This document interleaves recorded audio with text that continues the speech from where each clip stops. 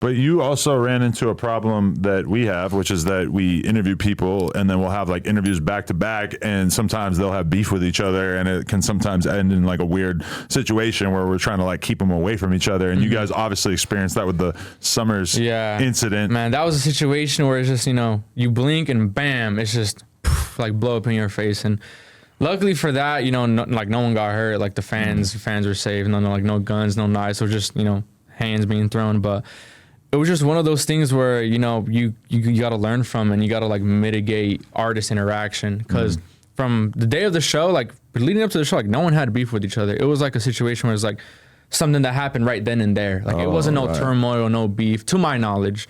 But it was just one of those things where it's like, you know, it happens. All right, cool. Like, make sure everyone's safe. And then the biggest part of it was the fan safety too. It's like that's whatever happened after. Like that's on them. Like it wasn't us. But it was one of those things where it's like, you know, it was like, bro, it was like a 95% complete show. Me and him on stage. We were like, it was at the very end. It was at the very end. We're dapping each other up. I'm looking at my manager, and we're like, yo, like we did this shit. And bam.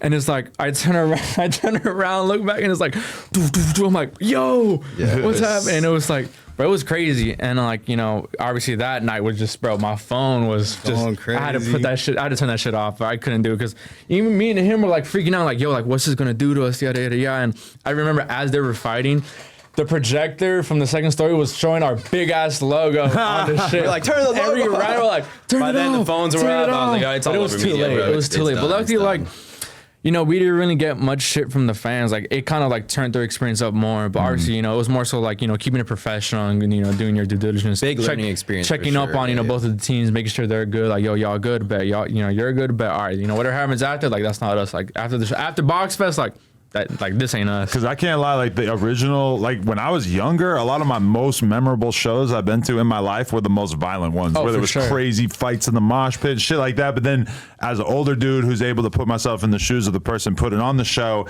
that shit just stands out to me as all bad, because you got to worry about the venue being mad at you. If somebody really gets hurt, are they going to sue you? You know, when I think about a lot of the fucking hardcore and punk shows I used to go to as a kid, like I don't understand how the fuck that shit was just allowed to happen, because there was just so much fighting going on, you know? And it was just one of those situations where it's like, you for real gotta like not let artists interact with each other, because you never know what's gonna happen. Like they didn't have beef, but because that venue was built the way it was built, and you have to walk in through the green rooms, some shit's bound to happen. Especially like if they don't know each other yet. 9-10 events in, we had like our first big fight. You know, it wasn't on the first one, and the second was like, you know, fucking. And it happened on stage between popular artists.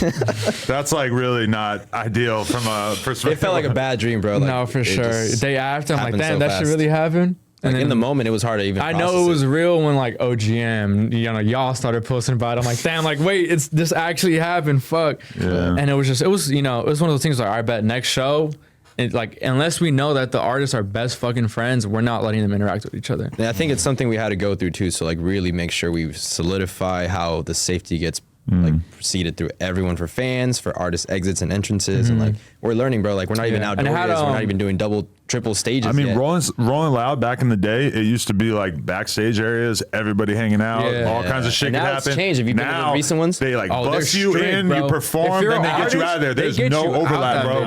It's crazy. I was like, that's for safety too. Yeah, smart as fuck for them, because that's their biggest liability, realistically. Yes, bro. I remember I was at Rolling Loud with Chris. Filming me and my brother. Yeah, both of us. Yeah. As soon as he gets off stage, put us in the Sprinter. They dropped. And we didn't know. We were like about to hop on stage, hanging out. I thought I'm trying to enjoy the festival. I was like, now you got to get in the GA line. I'm like, damn. For sure. Bro, like I went to Wireless Festival in London, and I got like a Juice WRLD interview, Young Thug interview, Denzel Curry interview, filming shit with Trippie.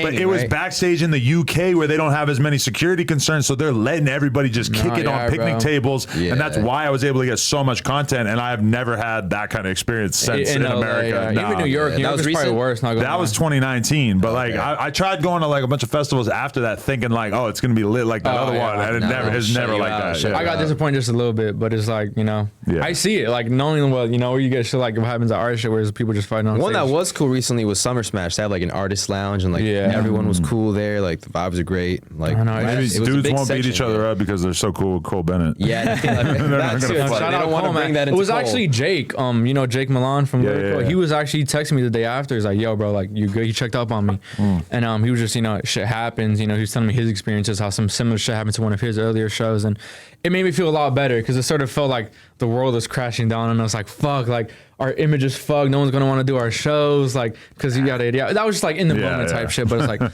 looking back at it now, you know, I'm not saying that I'm glad it happened, but it was more so like, you know, huge learning. It will go down in history as far as like, you know, the underground lore. Yeah. And whatnot. So I was like, it's cool, you know, but it's like, given that it worked out, never letting that shit happen again. What's the talk with Summrs after that?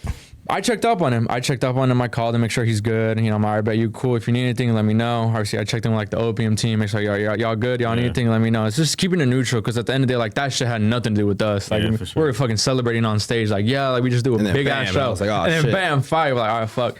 But it's, you know, it's just keeping it neutral because, you know, we do fuck with both artists, like their artistry, their music, you know, they fuck with us too. So it's like, you know, there's a fine line between, you know, us really not picking sides because like it had nothing to do with us whatsoever. And if it has something to do with us, then it was, you know, then we gotta like, you know, we deal our shit behind the scenes a lot. Like we don't be posting on Instagram or when a problem occurs. Like I'm the type to like, you know, call the artist on FaceTime like, yo, like we got a problem, all right, but let's talk it out. And that's sort of what happened. Not that like they had problems with us, but like, you know, I talked to Summrs, I talked to like the whole Homixide team, and you know they're very cool. I bet, you know, whatever happens after, like that's on y'all. But you know, I gotta make sure that they're just good because obviously I'm the one who brought them in together. So like I had to do my due diligence and like make sure they're good and their teams are good and whatnot. But it was cool. Like on our side, like we had no problems with them after. You know what they do on their time, that's them.